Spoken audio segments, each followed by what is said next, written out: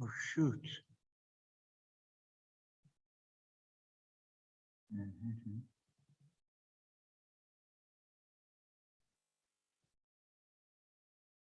Mhm.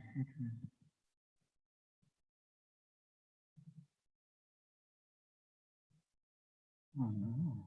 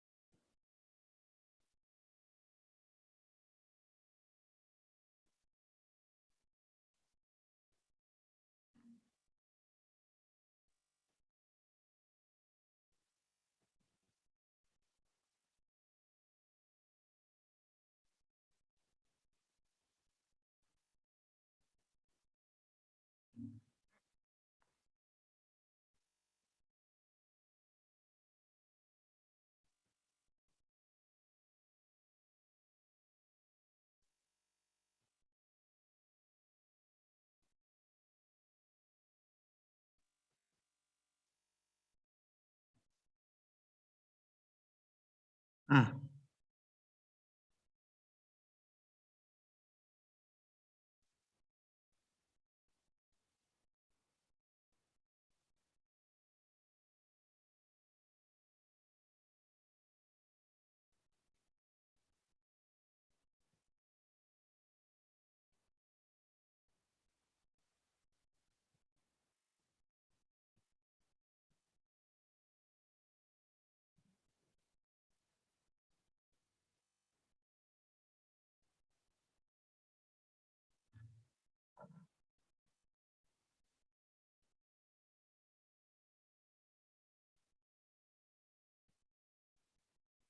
there we go.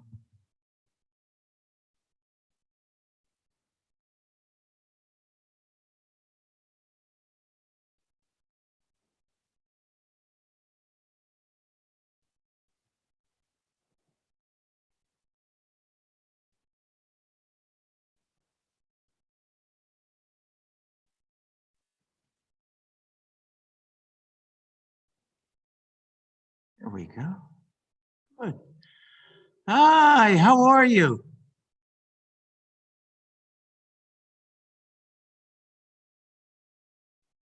Betty, can't hear you. There You hear you me go. now? Yeah, I can hear you now. How you doing? All right, okay. How are you doing? Good. Yeah, not bad at all. That's Uh, good. It's another beautiful day in southern and South Florida. Oh, yeah, we've had beautiful weather. Yeah, and got friends, and I'm healthy, and got a roof over my head. So I, How, well, how do you, how do you like your new place? Are you enjoying living there? yeah, it's taking a little bit of getting used to. Yeah, Um, I'm sure. but we liked our neighbors where we were, and we really liked the neighborhood around the synagogue. Mm-hmm.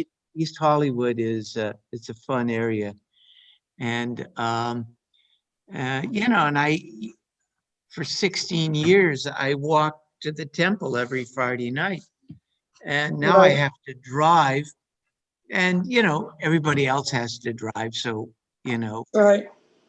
cry me a river. What do people do? They play those little violins when you're complaining about something Yeah, that. So, um, but I'm blessed, so I'm happy. that's good. Computer's not working. So I wonder if anyone else is going to join us today. We're also on our streaming, so doesn't matter. I'll be Rabbi, glad to can you hear stay. me? Can you hear me? I can hear you. Oh, I think that Hi, must Marilyn. be Marilyn. Hi. Hey, Marilyn, How you doing? Hi, Marilyn. where are you? We love Hi. to see you. Can you see me? Not yet. Are No? you sharing the video? Yeah, I see her now. Hi, Marilyn. You see her? Do you see me, You Marilyn? see me now? I don't see you. My computer is, I see you. Oh, I don't see see- Marilyn and Don. I see. Stable. It'll come on in a little bit. I saw her a minute ago. Can you see a text that I have? Zoom for me, sometimes it's good and sometimes it goes in and There out. you Did you are. get the vaccine, Rabbi? I did, You see yes. me? Yeah, I see you now. So, Daddy, good. did you get the vaccine? No, Betty? hi, Hello? Marilyn. No, can you hear He's a me? youngin'. No, I can't get it yet. Maybe she's too young, Rabbi, right? She's, as they But I say Well, I in guess you're too Scotland, young. she's a wee lass. Well, God willing, we'll all get it very soon. I'm getting my second one on the 17th of February. You Oh, got two, Rabbi? I'm getting my second on the 12th, a week from, well, on the 12th. I guess that'll be 2 weeks from Friday. Yeah, mine Now, is the due thing, Wednesday. I understand that the second one is a little, that Yeah, I is a heard. little tougher. I talked to one of our congregants today, and she's, she's feeling a bit fluish. Funny, you don't look fluish. And she just had her second one. And so the 12th of February is a Friday, and I'm getting it in the morning. Uh-oh. We have two services that night. We have like we're going to have an outdoor service, family style at 6:30, and then our regularly scheduled 7:30 service. And then, I got Torah and a class on Saturday morning and a bar mitzvah at Saturday night. I'm wondering if I'm feeling under the weather Yeah. Friday night. I might just have to say to Manny, you're on your own.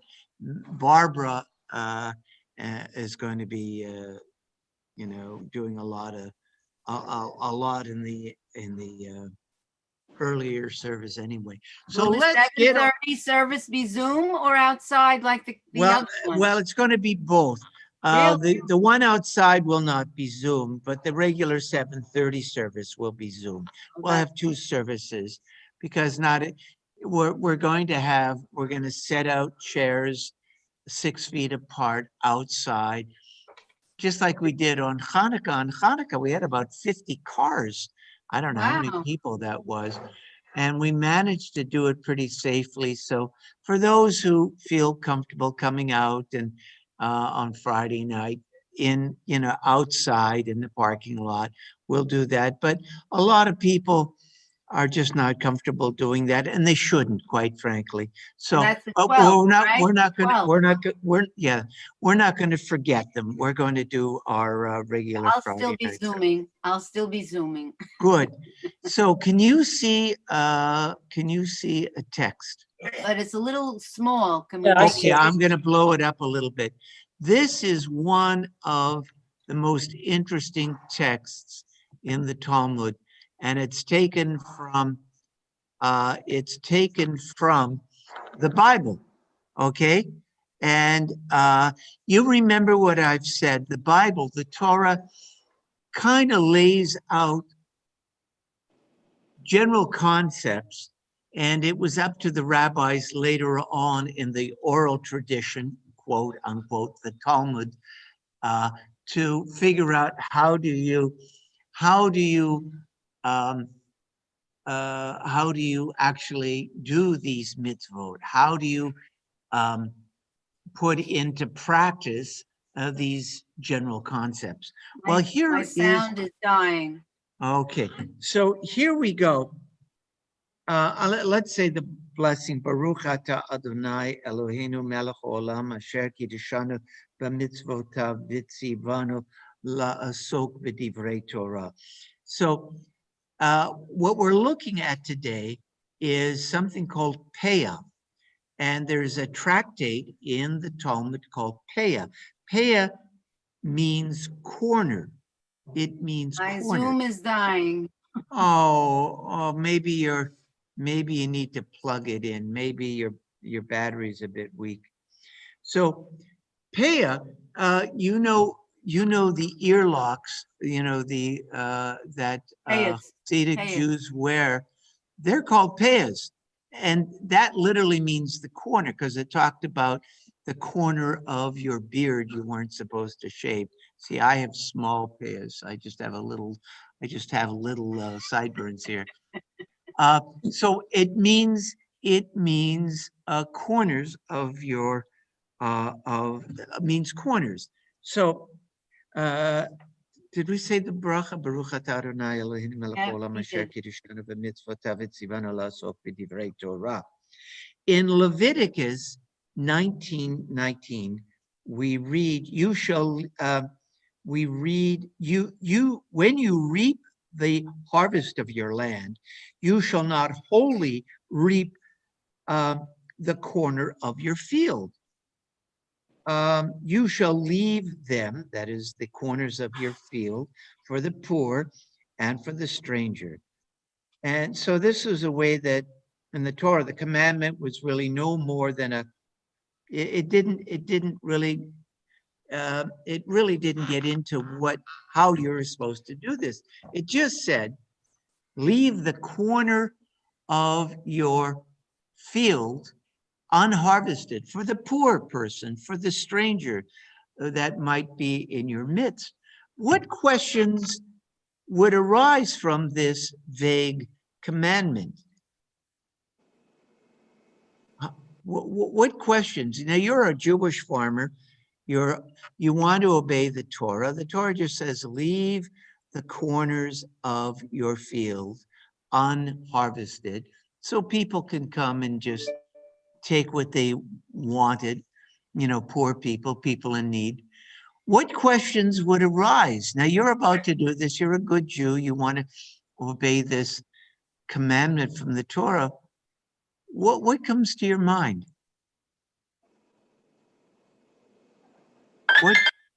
What questions would come to your mind? Oh, yeah, Marilyn.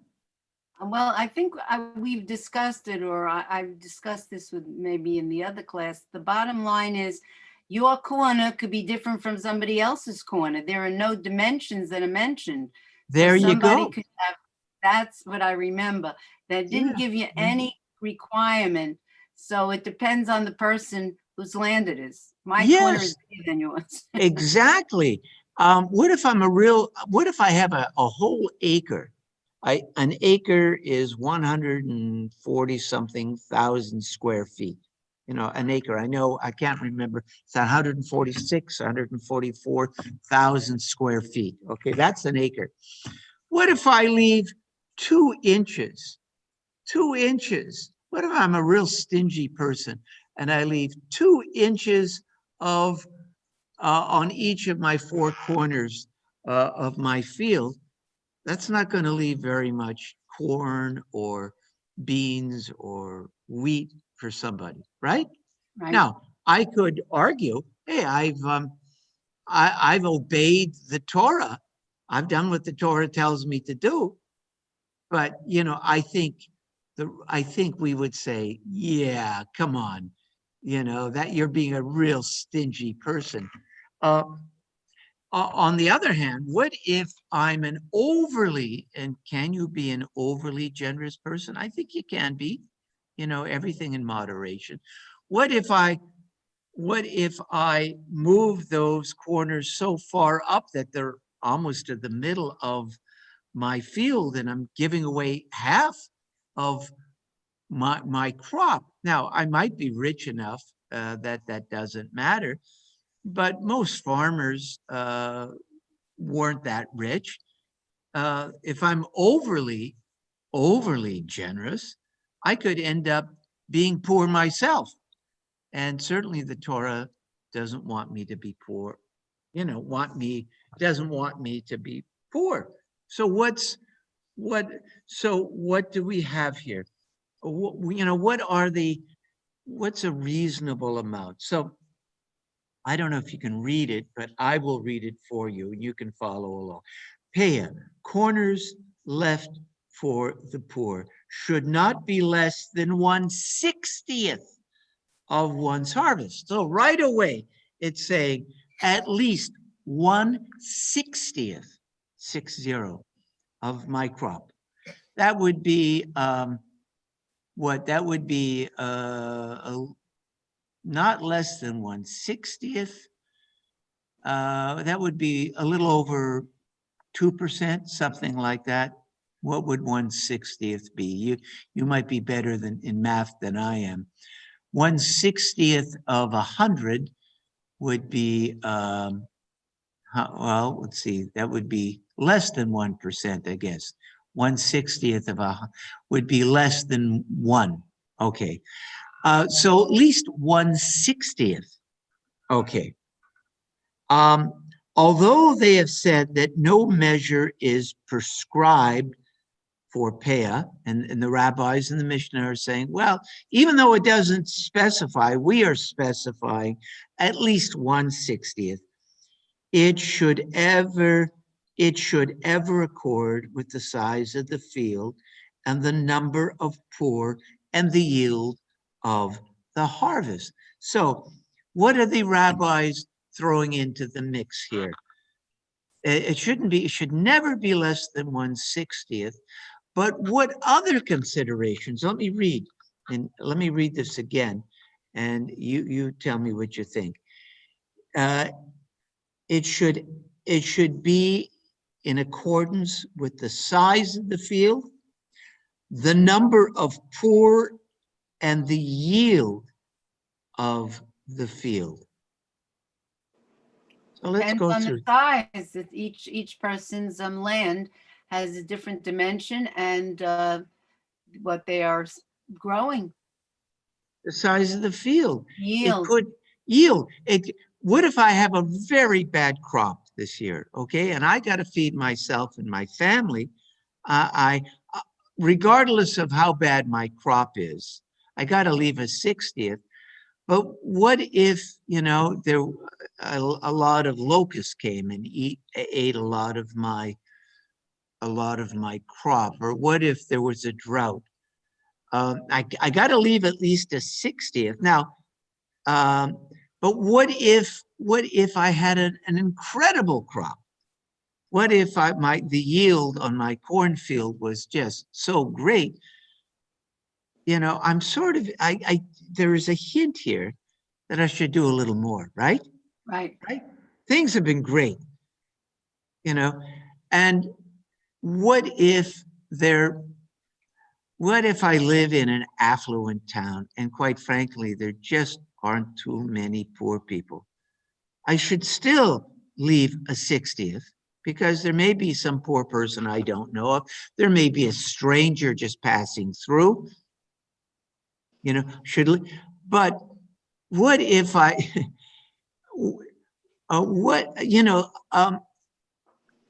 I have this question come up once in a while. Sometimes I will have somebody call me around Passover and or during the year, and they'll say, do you have any real destitute people? Rabbi, we have a fund. Are there really destitute people in your congregation that we can help? And quite frankly, we don't have that many. We have people on fixed incomes. There's no question. Some people are living on Social Security and a small pension, but they're not destitute, right? They can go to pub. Most people, if I hear of somebody, we try and help them out. There's no question. But as a middle-class Jewish community, usually we don't have that many, if any, really destitute people. Now, if this was the Middle Ages, when, even if it was in Europe, even in America during the time when our grandparents and great-grandparents were immigrants, there were some destitute people, and we really had to help them. My grandfather in the 1920s in Vancouver was, he started something called the Bikur Cholim Society. That's visiting the sick. He used to go around, there weren't that many Jews in Vancouver, British Columbia, but there were a few, a couple of thousand, 3,000. Now there are quite a few. There are some tens of thousands of Jews in Vancouver. But he would go around to the hospitals to visit sick Jews. And, if a Jew was out, if you're in the hospital, you might be out of work, right? So he would gather up money to help poor Jews, right? And that was a nice thing to do. Nowadays, now there's still some needy Jews. There's no question. There are Holocaust survivors in our community. But it's different. So if you have a lot of poor people, and you only do a 60th, you're being cheap. You're not thinking about the circumstances. You shouldn't. If there are a lot of needy people, obviously you should give much more than a 60th. But always a 60th. Now, there is Mishnah 4. A general rule they have enjoined concerning payah: whatsoever is used for food and is kept watch over is on private property and grows from the soil and is all reaped together and is brought for the storage, liable to the law of payah. Grain, pulse, bean come within this rule. So here's the thing. We don't believe in theft in Judaism. Now, if somebody is starving and they steal, we're going to be pretty lenient on that, but we don't want anyone to steal. A person shouldn't be reduced to a place where he steals. Therefore, we have to provide enough payah, enough of that corner, that the real needy and destitute people in our community can get enough to eat. Now, we discourage them from going into the field proper. That we do have a sense of private property in Judaism. You have a field and you've been good enough to leave, let's say 5%, let's say let's say, a 50th or a sixth of a third, what a third, you know, some amount of a portion of your property in Paya, they should not come into the field proper. Maybe you've miscalculated. If there are so many poor people in your property and they have used up the Paya, the corners, and then they are going in and taking from what should be yours, then maybe you should have done more. Now, on Mishnah 5, it says, among trees, sumac, carob, walnut trees, almond trees, vines, pomegranate trees, olive trees, palm trees are subject to the law or payas. So trees also. Now, this would have to be the trees in the corner. If you had an orchard, what they're making clear is it's not just grains, it's not just beans, potatoes. If you have an orchard, you know, you have to leave the corners done. You know, on now, what about being over generous? Some people are, you know, usually the problem is people are too stingy. But what if a person is just a little naive? It's not, we don't see it in this particular Mishnah, but the rabbis later on said the maximum that you should give is a 20th. We could argue that if you're really, really wealthy, like Bill Gates, for example, Bill and Melinda Gates, they could probably give 25% or 50% of their money, and they really have. They're planning at least a post-mortem to leave most of their money to charity. But while they're living, they could. But for the rest of us, the rabbi said you shouldn't give more than a fifth. You know, 10% is a nice tzedakah amount. If you've had a really good year, 20%. That's good. But more than that, the rabbi said, we don't want you to become impoverished yourself. Okay? Does that make sense? So it goes from 1/60th to what would be 20%? 1/60th to 1/20th. 20% is 20 over 100. It's about 1/5. 1/5. Yeah. And what is this? 60 into 100, what's that? 1 divided by 60, that's less than 1. That's, let's see.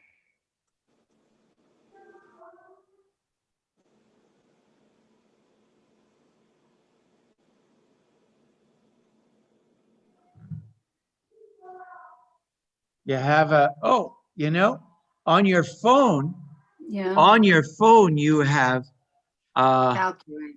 I have a calculator right here. Let's see here. If I can find my Less than 100th, I think.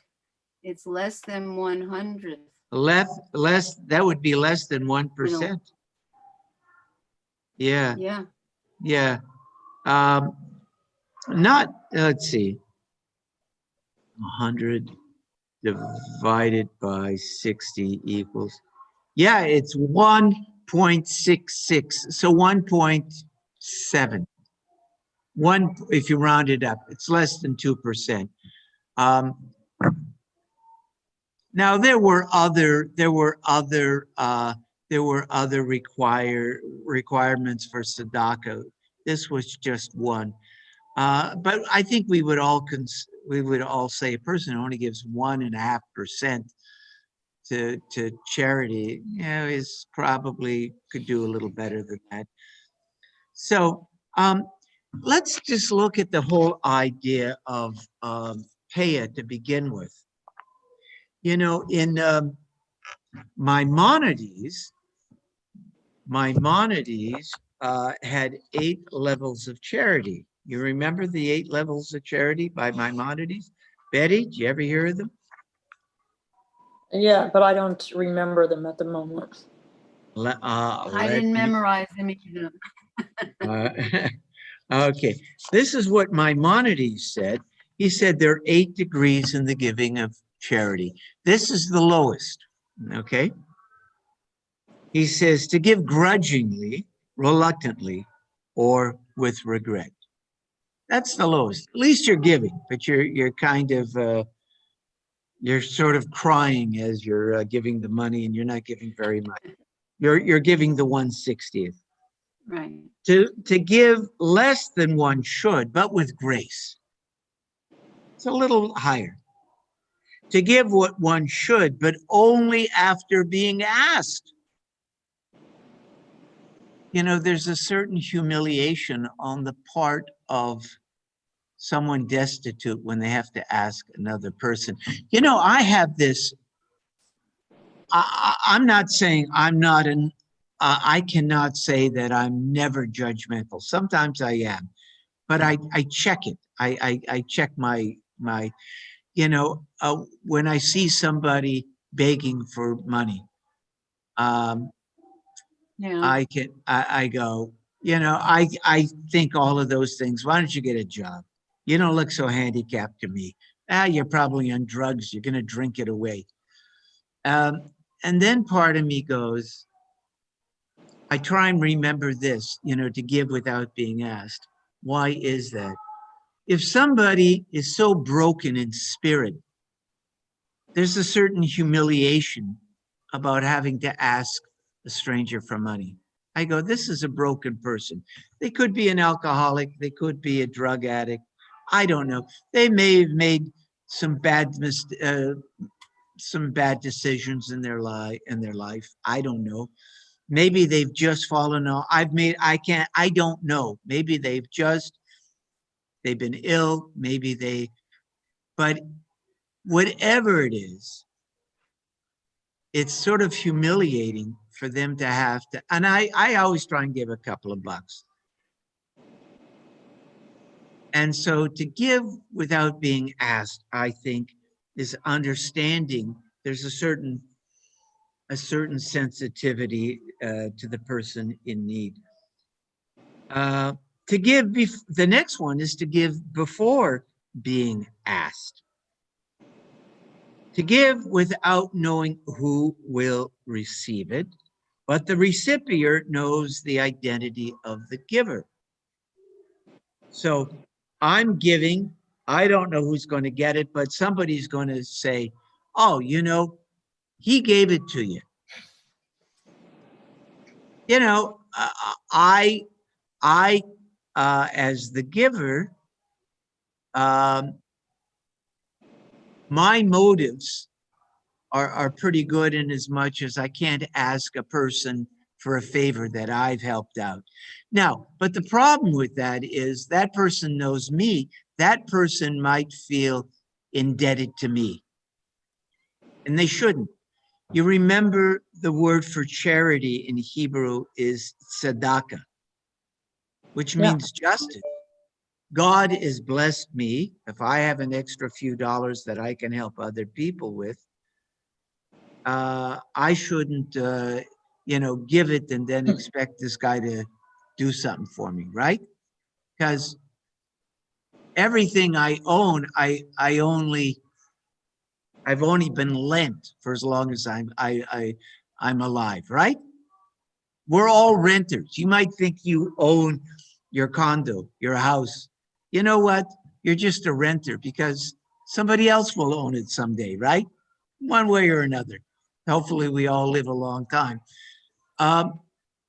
So if God has been blessed me, and then it's a mitzvah, it's a commandment that I'm supposed to share it.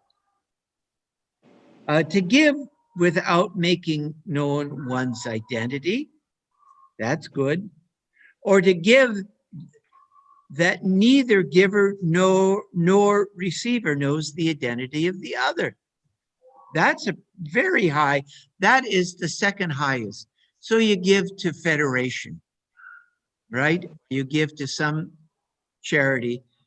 We who have a few extra dollars, we put it into into a pool of money, and it gets distributed. Nobody knows your money went to help so-and-so or my money went to help so-and-so. We don't know that. Neither the receiver nor the giver knows the identity of the other. Now we come to the highest level, and this relates to Peah in my estimation. The highest level of tzedakah, to help another to become self-supporting by means of a gift, a loan, or by finding employment for one in need. That is the highest level. Give someone a job, give someone a loan that they can start a business, give them a gift that, pay for a course that they can take, that they will learn a trade that through which they can make a living. There is, in Judaism, we have a strong sense of, Mordechai. hey, Mordechai, ma matzchik. Mordecai. He's got his headphones on. Ma matzchik. The rabbi's saying hello to you. We hear you laughing. Okay, ma matzchik, Habibi, ma matzchik. שמעת? אני רואה תוכנית יפה. Okay, then Nice to see you. good to see you, Modi.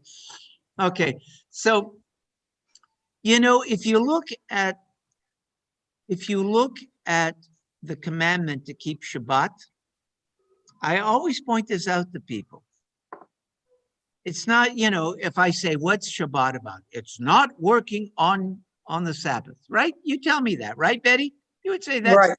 Look at the first phrase. 6 days you shall work. 6 days you shall work. On the seventh day shall be a Sabbath. Okay? So I read it in two parts. I should work. I should have some productive thing that I'm doing.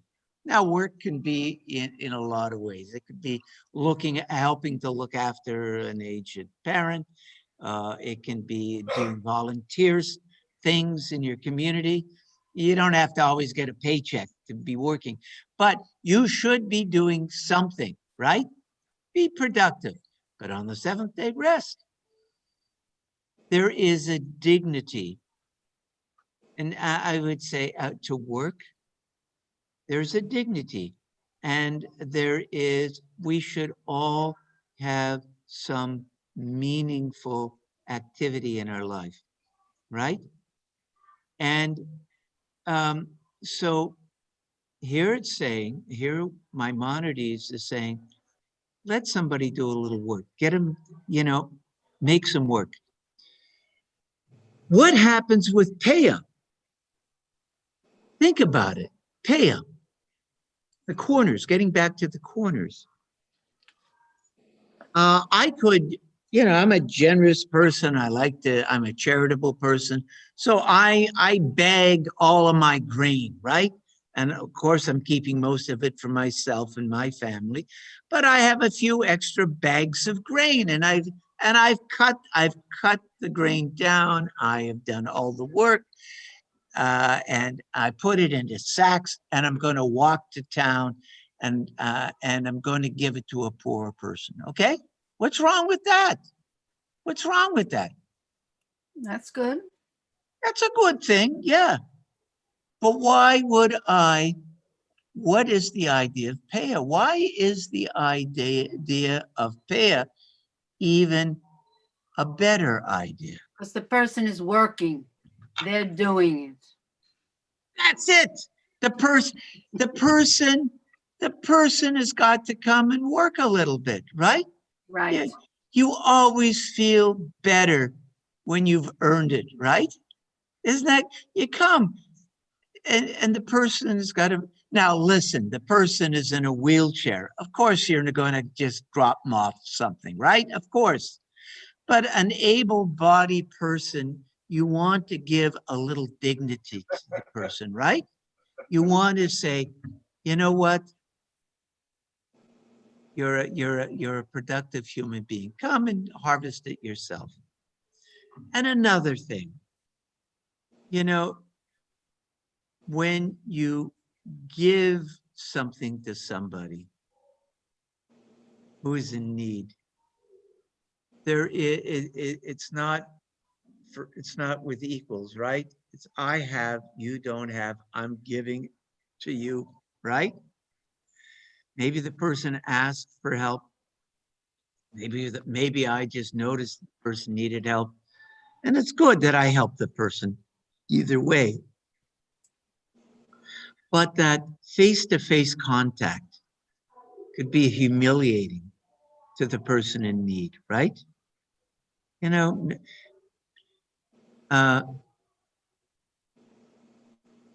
poverty is humiliating. It's dehumanizing. It really is. So, because, you know, I have, you don't have, right?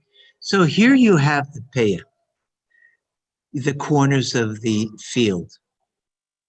Now, you're not supposed to go into my field, into the middle of the field, because that's stealing, right?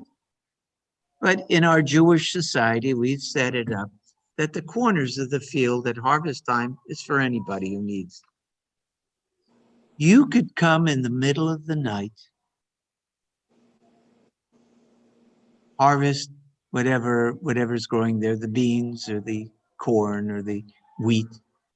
I never see you. I don't know. I don't know you. It's yours. You don't have to say thank you to me.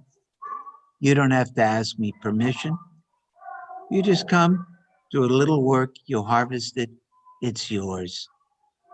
And your dignity is preserved. To me, there's something beautiful about that. You know, we're not farmers. At least I don't know. You guys aren't farmers, are you? I don't know. I'm not a farmer. I don't think you and your condos are doing any farming. If the person comes in the middle of the night, that's not considered stealing if we don't know who came, anybody. As long as the person just takes from the peya, just from the Does corners. from the peya. So you wake up in the morning, you see your peya has been used. Yeah, and they're not so, and the peya, it has to be after I have, as the owner, as the farmer, I've done. He can look, then he sees the harvest is done, except for these corners. So anybody who wants to now, right? And you don't have to thank me. I don't have to go, aren't I a nice guy? Ah, I'm just so terrific, you know, or, you know, I can be, no, it's not about that. This is God's gift to me, right? I'm just, it's not even mine to give away. It's God's giving it. I'm commanded, I'm a conduit to do God's work. God didn't intend any human being to be hungry. So I think that the idea of peya is really, now, how do you do that in the modern world?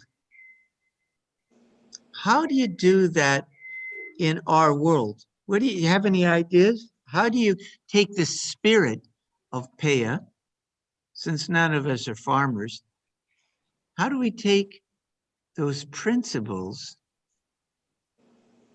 and integrate them into our own charitable practices? How do you do it?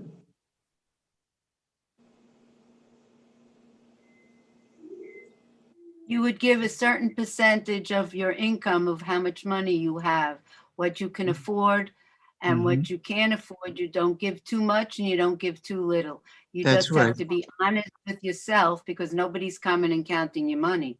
That's But right. you give and you could apply all the rules of Peah to the money that you have using the Mhm, same mhm. ideas. Yeah. Yeah, that's definitely the recommendation here in the Talmud. Betty, how do you have any ideas? How would you take the principles, maybe not the details of the law of Peah, and apply it to charitable giving? I was just going to say what Marilyn said.